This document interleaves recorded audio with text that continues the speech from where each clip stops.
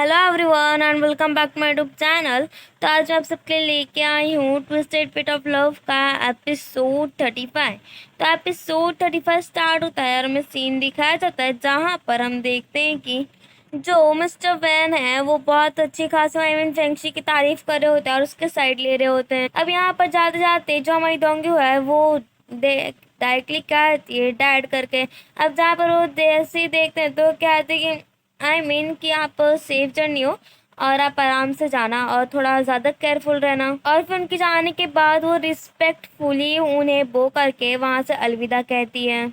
अब यहाँ पर इसे बहुत बहुत सैड लग रहा होता है और ये कहती है कि डैड आप प्लीज़ अच्छे से सही सलामत वापस आ जाना। और फिर हम देखते हैं कि वही रिवर के पास आके वो बैठी होती है खड़ी होती है। तब तक वहाँ पर जीवा एंड डॉले आ जाते हैं एंड वो लोग कहते हैं कि हम लोग ने आपको कहाँ कहाँ नहीं खोजा पर आप तो हमें यहाँ पर मिल रही हो। और उसके बाद ये लोग फिर से फेंगशी की बात करना शुरू कर देते हैं। तो जहाँ पर हमारी दोंग्यू कहती है कि अच्छा हम लोग की बात छोड़ो, तुम लोग अपने में पैचअप कर लिए, चलो अच्छी बात है। और फिर यहाँ पर हमारी जो दोंग्यू है बहुत सैड होकर चली जाती है बिकॉज उसे पता है कि शायद उसके डैड की वेनिए की डेथ जल्दी होने वाली है। अब यहाँ पर हमारी जीवन सोच रही होती है कि यार इन लोग के बीच में हर टाइम कुछ ना कुछ लफड़े हो जाते हैं, तो वाले क्या आते हैं कि हम लोग के बीच में तो नहीं होते देखो। और फिर हम देखते हैं कि जो फेंगशी है वो सारा जो कैपिटल जनरल जो होता है वो पढ़ रहा होता है। अब यहाँ पर वो अपने जो उसके चेस्ट पे टैटू है वो कहते हैं कि मैंने किसी को हायर करके वो बनवाया है, किसी और से। तो हमारे दोंगियो 3-4 बार यही बात पूछती, क्या सच में तुमने किसी को हायर करके ये बनवाया है टैटू। अब उसके ऐसे लुक को देख के तो बेचारा जो फेंगशी है वो भी कंफ्यूज हो जाता है कि यार ये आखिर ऐसे क्यों बोल रही है। अब उसके बाद वो जाती है और वही बुक निकालती है, ड्राइंग वाली पिक्चर वाली बुक, और कहती है कि तुम मुझसे तब से झूठ बोल रहे हो ना, तुम्हें पता है कि तुम पे तो सस्पिशियस पहले ही हो गई थी जब तुमने मून गार्डन वाली बात कही थी। अब उसके बाद जो फेंगशी है वो कहता है कि एक्चुअली मैं तुम्हें ये नहीं जताना चाहता कि मैं अपनी मेमोरी लॉस कर चुका हूँ, बट मैं तुम्हें हर्ट नहीं कर सकता था। अब यहाँ पर हमारी दोंगी क्या थी कि पर तुमने मुझे झूठ बोल के बहुत हर्ट किया है। अब उसके बाद वो चली जाती है। अब यहाँ पर जो फेंगशी उसे बहुत बुरा लगता है कि उसने तो भाई उसके अच्छे क्लाइमेट से खुश करने के लिए ही कहा था, बट वो तो और भी ज्यादा सैड हो गई। अब उसके बाद हम देखते हैं कि वो पूरी की पूरी बुक खोज मारता है और कहते हैं कि आखिर मैंने इसमें वो टैटू वाली बात क्यों नहीं लिखी। और फिर वो जाता है वही एलेक्स ट्री के पास और फिर उसे देख के बहुत ज़्यादा सैड हो रहा होता है बिकॉज उसे तो भाई उसकी मेमोरीज याद नहीं आ रही थी। और फिर हम देखते हैं कि वो ना वही बांसुरी लिया होता है जो एक्चुअली डोंगी के पास होती है और उसको लेके वो बजाता है। अब तभी वहां पर यूरो आ जाती है तो फिर वो कहता है कि डोंगी तुम आ गई, मुझे लगा नहीं था कि तुम वापस मेरे पास आओगी। और उसे कह रहा था कि प्लीज तुम मुझे छोड़ के वापस मत जाना। तो फिर वो कहती है यूरो की वो जा रही है तो उसे जाने दो। तो फिर वो उठ के एकदम चौंक जाता है और कहता तुम। तो वो कहते कि आप आखिर उससे क्यों ऑब्सेस्ड हो गए, हमारी डोंगियों से।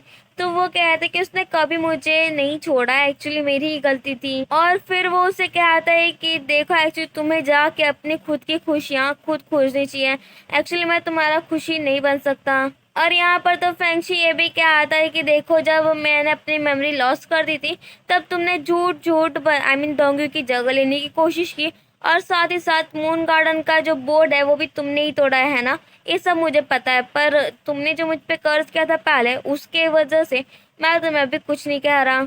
और फिर वो जाती है और फिर हम रात का सीन देखते हैं जहाँ पर जो ली यूरो है वो आती है और क्या आती कि फेंगशी मैं जा रही हूँ यहाँ से, मैं तुम्हें लास्ट टाइम गुड बाय कहने आई हूँ। तो फिर जब वो अंदर जाके देखती है तो देखती है कि जो फेंगशी का टेबल है पूरा का पूरा यहाँ से वहाँ होता है। तो इसके लिए वो कहती है मन ही मन में कि चलो जब मैं जा रही हूँ तो तुम्हारे लिए कम से कम कुछ ना कुछ तो करके जाऊँ। और जब वो कुछ कर रही होती है तब तक उसे कुछ ऐसा जैसे सीक्रेट डोर जैसा दिखाई देता है।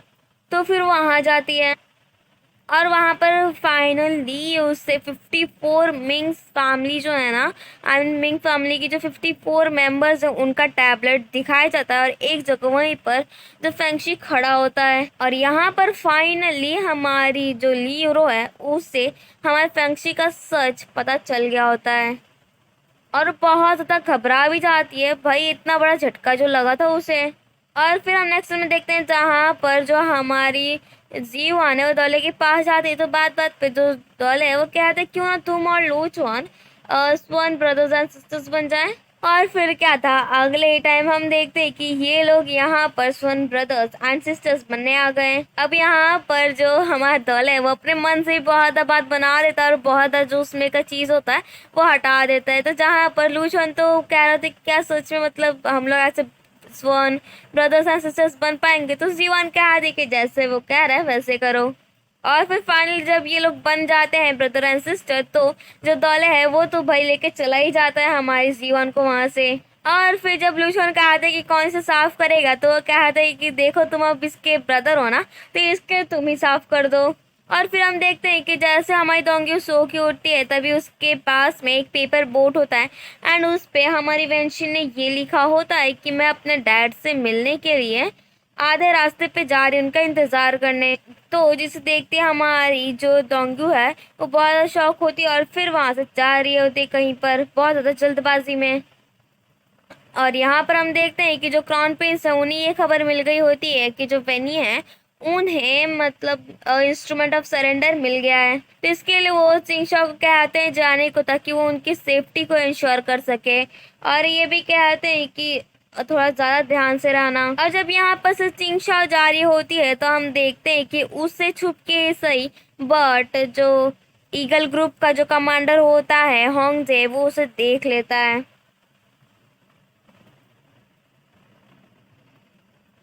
और फिर हम देखते हैं कि हमारी जो वेंशिन है वो किसी से लिफ्ट मांग के वहां तक पहुंच गई होती है। अब यहाँ पर हम देखते हैं कि जो डोंगू है वो सुन रही होती है फेंगशी और दौली की बात हर जगह पूछते हुए कि मतलब वेंशिन कहाँ पर, तो वो लोग इन लोग की बात सुन लेती है कि जो फेंगशी वो कह रहा होता है कि तुम एक काम करना कि जाके ऐसा फाइट करना, मतलब ऐसा दिखाना कि तुम लोग फाइट कर रहे हो वो इंस्ट्रूमेंट ऑफ सरेंडर के लिए, बट इसके बाद जब तुम्हें इंश्योर हो जाए कि वो फाइल सेफ है तब तुम वहाँ से आ जाना। और फिर हम देखते हैं कि जो क्राउन प्रिंस है वो भी वहाँ से निकल गए होते हैं चिंगशाओ के पीछे, ताकि वो भी कम से कम वो फाइल को एक बार देख सकें।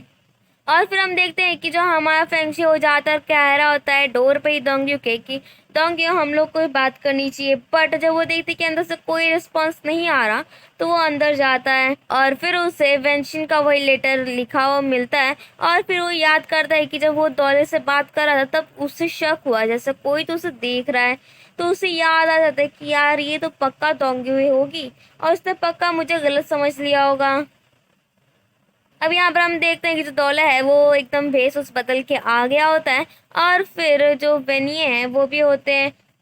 और फिर ये जो दौला ऐसा दिखा जैसे इन लोग के बीच में फाइटिंग हो रही है, तब तक वहाँ पर आ जाती है चिंगशाओ और इन लोग के बीच फाइटिंग होती है। तो फाइटिंग करते करते जो दौले है उसका जो लॉकेट होता है मतलब तलवार पे जो लगा होता है वो गिर जाता है। अब जब तोरा देखता है कि हाँ यहाँ पर कॉन्फ्रेंस के लोग आ गए हैं, तो उसे लगता है कि अब ये फाइल सेफ रहेगी, तो वहाँ से चला जाता है और यहाँ पर उसके जाते ही आ जाता है होंगजे अपने ग्रुप के साथ। अब वो फाइल मांगने लग जाता है और इन लोग के बीच में फाइटिंग शुरू हो जाती है। अब यहाँ पर एट लास्ट ये लोग फाइट करते रह जाते हैं और फिर हम देखते हैं कि जो वेंशिन है वो भी आके यही कार्ट में बैठ गई होती है और यहाँ पर फाइट करते करते जो हमारी चिंगशाओ है उसे होंगजे मार देता है एकदम बेदर्दी से, देख रहे हो इसे।